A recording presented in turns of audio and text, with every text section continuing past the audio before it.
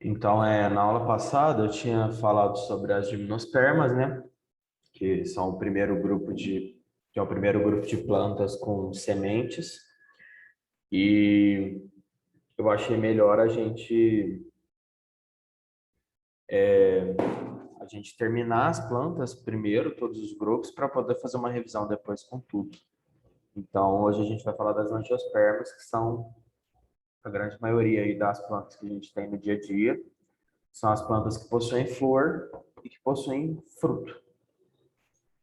Então, as características gerais delas são que elas possuem órgãos reprodutores visíveis, que são as flores, e em negrito está o que é novidade evolutiva, então flor é uma novidade evolutiva. São as únicas plantas, né, que na verdade que têm flores. Elas são espermatófitas, então elas possuem sementes. São vasculares, então tem xilema e floema, que são os tecidos condutores da seiva, né, que vão conduzir água, sais, açúcares, enfim. São cormófitas, ou seja, tem tecidos e órgãos verdadeiros. Então tem caule, tem raiz, tem folha, tem flor, tem fruto, tem tudo isso. A semente é protegida por um fruto, que é a primeira vez que isso acontece. Depois a gente vai estudar os frutos e também tem vários tipos de frutos, enfim. Elas realizam dupla fecundação. Mais para frente eu vou explicar como é que funciona e por que isso acontece. O gametófito, então, ele tem sexos separados, então tem uma planta, um gametófito masculino e um gametófito feminino, que nem acontecia também nas gimnospermas já, e da mesma forma, o masculino é o tubo polínico, na verdade é o grão de pólen germinado, né? E o feminino é o saco embrionário, ou o ovário também, tem gente que diz que o ovário é o gametófito feminino. Então, são classificados em dois grandes grupos, que são as dicotiledôneas e as monocotiledôneas, e o esporófito é o predominante. Então, o que quer dizer uma planta ser monocotiledônea ou dicotiledônea? É como se, tipo assim, a semente delas tivesse como se fosse duas abas. Então, quando é dicotiledônea, então ela tem dois cotilédones. Isso é só para poder classificar elas mesmas. Então, não precisa ficar muito preso nesses termos, não, para o Enem. Então, elas têm diferenças entre si. As que são monocotiledôneas, tipo o milho, por exemplo, elas vão ter a- as nervuras das folhas paralelas, então elas vão ser longitudinais, elas não vão fazer muitas curvas. Então pensa, por exemplo, na palha do milho. A palha do milho, ela tem aquelas ranhurazinhas assim, toda retinha, né? Agora, quando a gente pensa numa dicotiledônea, a gente pensa numa folha daquela mais comum que a gente vê. Provavelmente, se pega uma folha de uma árvore aqui ali na rua, ela vai ser uma folha de uma dicotiledônea. Então, ela vai ser aquela folha padrão, com esse desenho padrão aqui que tá aqui nessa figura, né? Ah, isso aqui é sobre o crescimento aqui do caule, que vai ser mais ordenado nas dicotiledôneas do que nas monocotiledôneas. As flores das monocotiledôneas têm sempre números ímpares, múltiplos de 3 de folhas, enquanto as dicotiledôneas vão ter folhas com um número de pétalas múltiplo de 4 ou de 5. Os frutos têm 3 carpelos nas monocotiledôneas, né, 5 carpelos nas dicotiledôneas, isso também não importa muito. E talvez junto com as folhas, o que é mais fácil da gente diferenciar uma da outra é que a raiz das dicotiledôneas normalmente tem um feixe principal, então ele vai ter um feixe muito grande, que vai ser bem fundo, e vai ter outras ramificações do lado um pouco menores. Enquanto as monocotiledôneas têm as raízes sem um feixe central, elas normalmente são mais finas mesmo. Então é isso. A diferença entre monocotiledôneas e dicotiledôneas, basicamente. Então eu trouxe aqui uns exemplos aqui de monocotiledôneas, que são praticamente todas as gramíneas, né? Então, capim, arroz, cana, bambu. O bambu não é uma gramínea, né? Mas o resto aí tudo são tipos de gramíneas, menos o milho também. Acho que o milho não é uma gramínea, enfim. E as dicotiledôneas são as que a gente está acostumado. Então, uma macieira, uma cerejeira, uma laranjeira, tudo isso é dicotiledônea, certo? Tranquilo até aqui? Tranquilo. Beleza, então. Então, nós vamos falar um pouquinho de como que é a estrutura da flor. A flor, como eu falei, ela é a estrutura reprodutiva da planta, das angiospermas. Então, a gente precisa saber mais ou menos como é que funciona a flor antes de entender como é que elas vão se reproduzir, né? Como é que vai ser formada a semente, como é que vai ser formado o fruto, enfim. Então, para começar, a flor, ela na verdade é tudo isso que a gente vê da flor. Então, as pétalas, as sépalas, até mesmo as estruturas reprodutivas que a gente vai falar, feminina e masculina, elas são, na verdade, folhas diferenciadas. Então, chega um determinado momento que a planta sabe que ela tem que diferenciar aquelas folhas que estão mais na ponta ali daquele ramo para poder formar uma flor, porque está na hora de florir, está na hora de se reproduzir, né? E toda planta normalmente tem momentos do ano específicos que variam de acordo com as estações do ano. Por exemplo, os ipês, eles se reproduzem no inverno, ou na verdade no começo da primavera. Enfim, tudo isso chega um momento que ela vai se diferenciar. Então, ela vai ser composta primeiro pelo pedúnculo. Deixa eu pegar um negócio para apontar aqui.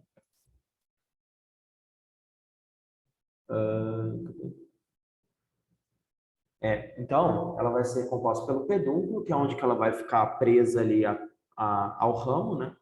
Então, pensa numa rosa, por exemplo, aquela partezinha que prende o cabinho a haste ali da rosa. A flor é aquela parte ao pedúnculo. Vai ter o receptáculo é o lugar onde vão ficar instaladas as estruturas da planta, então, os ovários, as estruturas masculinas, as estruturas femininas, por esse receptáculo, como se ele recebesse as estruturas que estão ali em cima. As sépalas, que servem como se fosse literalmente como um cálice, assim, para dar uma sustentação ali para as pétalas, que são as que a gente conhece, né? Pétala é a forma, quando a gente pensa em flor, a gente pensa em pétala, cores diferentes de pétala, e elas vão ter importância muito grande, por quê? Vai ser uma forma da planta, entre aspas, chamar polinizadores. Então, uma abelha ou um marimbondo, ele vai ser levado a utilizar dos recursos daquela flor justamente pela beleza que tem uma pétala, pela beleza com que é diferenciada cada pétala ali da planta, certo? Então, e também é importante a gente saber que as flores, elas podem ser, entre aspas, hermafroditas, ou seja, elas vão ter a parte masculina e a parte feminina na mesma flor, ou elas podem ser separadas, né? Que é menos comum, na verdade.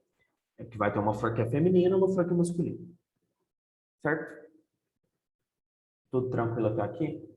E, gente, não, assim, sinceramente, eu não lembro do Enem cobrar nome, sei lá, receptáculo, pedúnculo.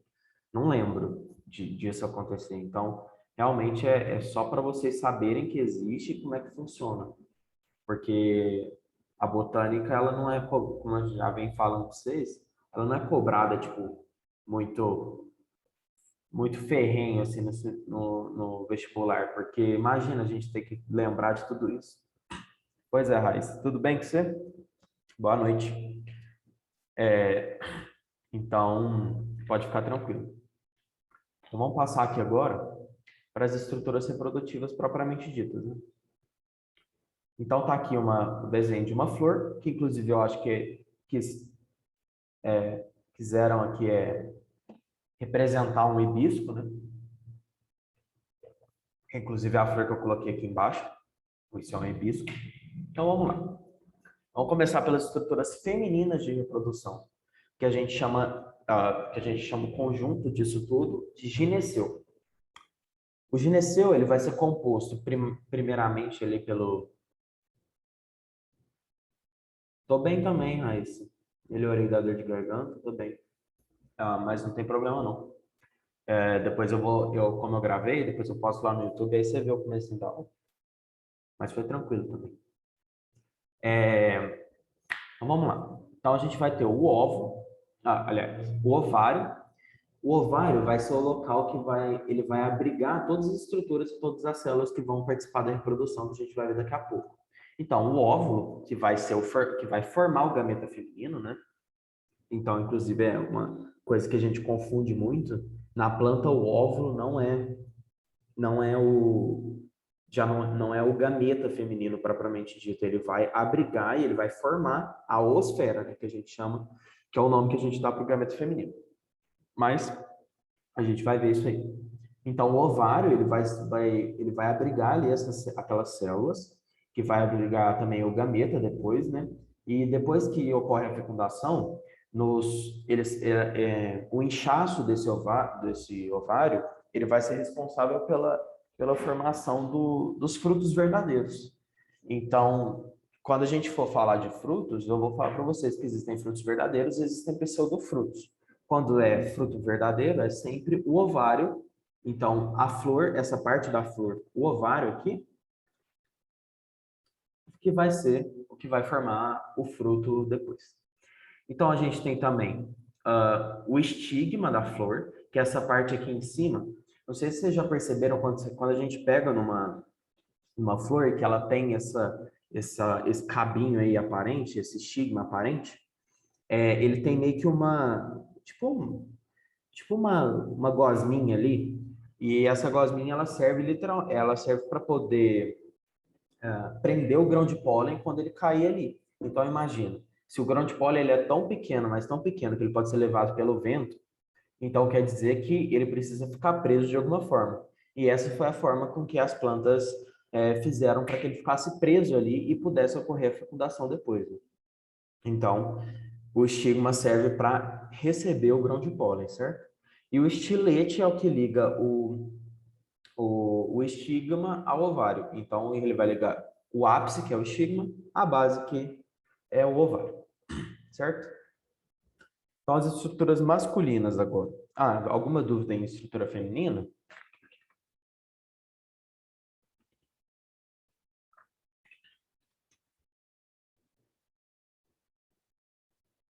Bom, acho que não, né?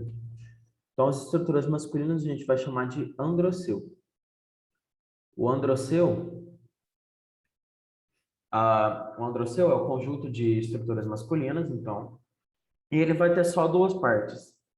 A gente chama de estame, o conjunto todo esse conjunto. Então, a partir desse cabinho aqui até essa partezinha amarela aqui em cima, a gente chama tudo isso de estame, certo?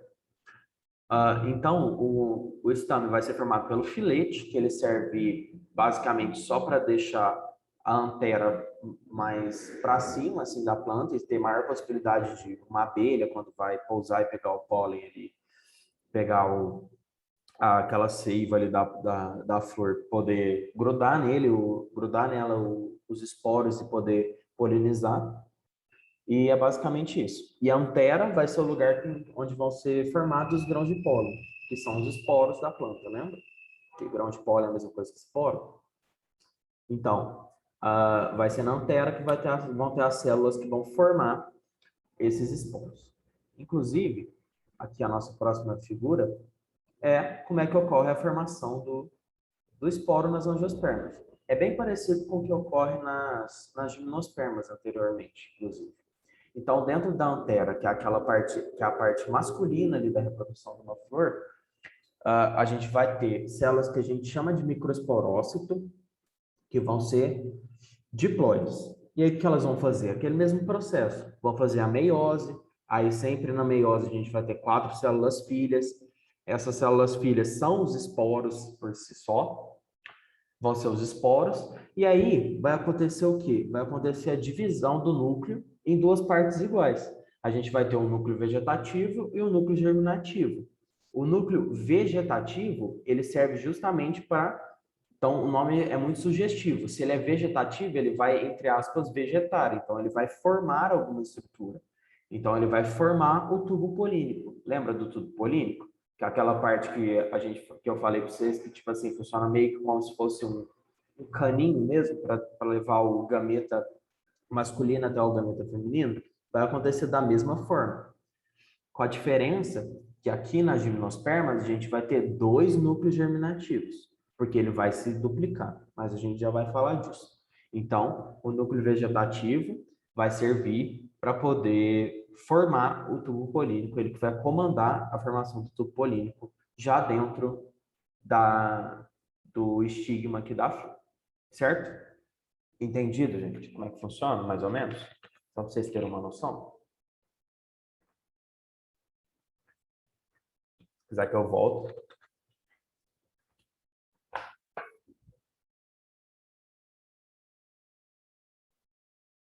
Ok. Então, vamos lá. Vamos ver como é que é formada, então, a parte feminina. Então, na parte feminina, imagina lá. Então, tá lá aquela parte que eu falei para vocês aqui o pistilo, né? Que é o gineceu, né? A parte feminina da planta, da flor. Então, lá dentro, o que vai acontecer? Dentro do ovário, a gente vai ter uma célula-mãe. Essa célula-mãe, ela vai ser 2N, né?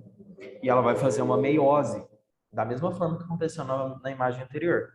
Ela vai fazer uma meiose e vai formar 4 células filhas. Essas 4 células filhas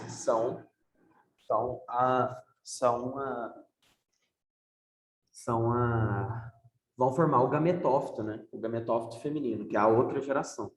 Só que 3 delas vão degenerar para poder ter mais recurso em uma única célula filha. Então, essa célula filha, que a gente vai chamar de megásporo funcional, mas não precisa lembrar desse nome, não tem problema. Tem que lembrar só que 3 vão degenerar. Essa célula filha, ela vai inchar e vai formar o ovário. E ali dentro do ovário vai ter uma divisão ali de núcleos. Então vão ser formados novos núcleos. Vão ser formadas as antípodas, que elas têm uma função secundária na formação do novo indivíduo, da semente.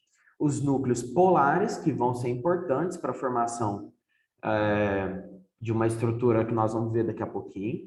A oosfera, que vai ser o gameta propriamente dita, e as sinérgides. As sinérgides, elas são células que são importantes para a formação do tubo polínico e para algumas interações ali hormonais. Então, elas produzem alguns hormônios, produzem algumas substâncias que vão favorecer, que vão, entre aspas, puxar o crescimento do tubo polínico para aquele lugar ali, que é a abertura do ovário. Certo? Tranquilo?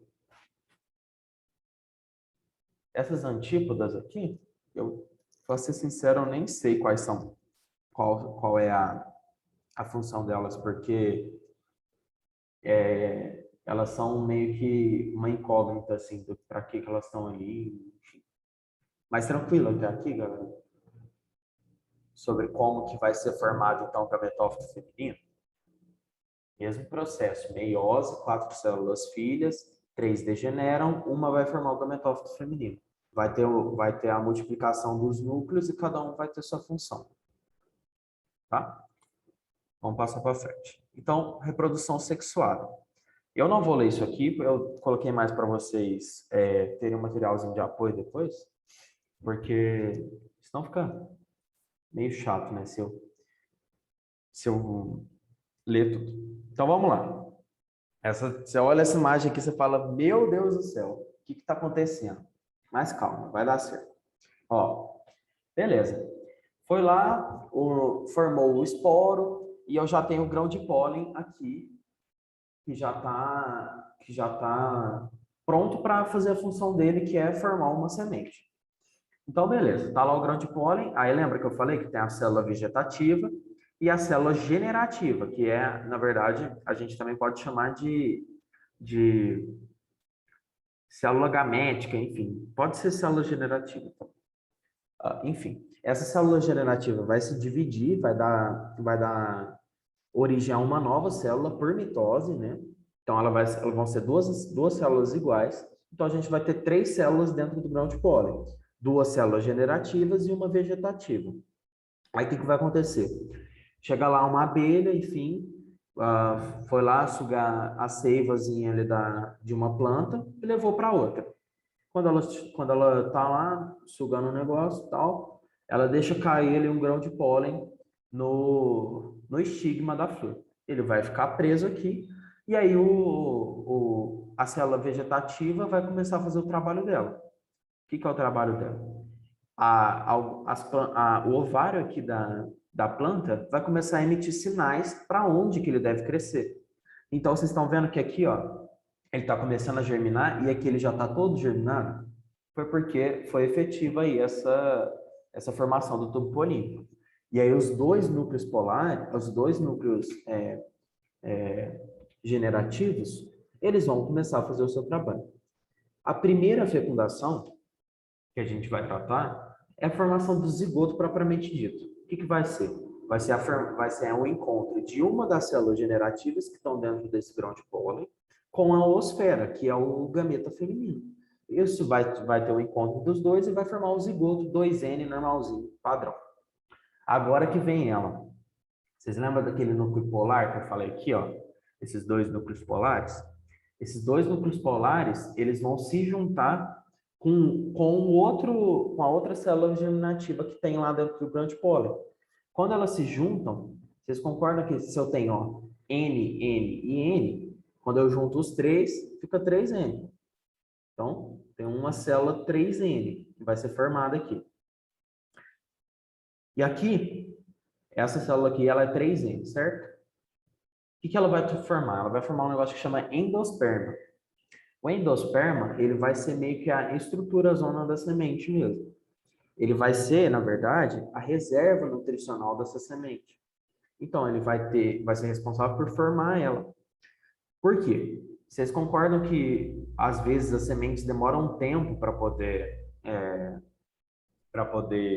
germinar e tudo mais?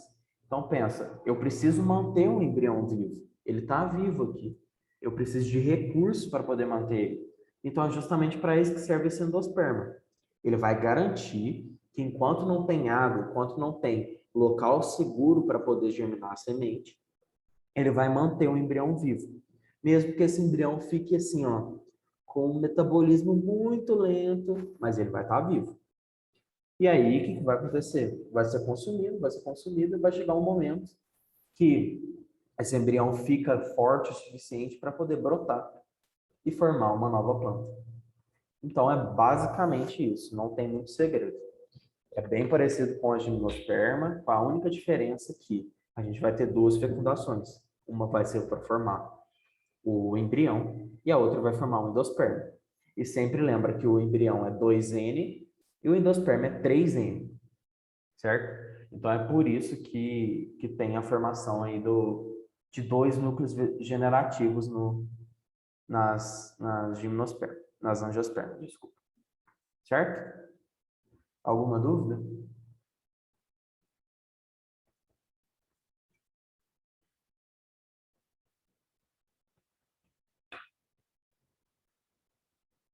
Querem que volte? Opa.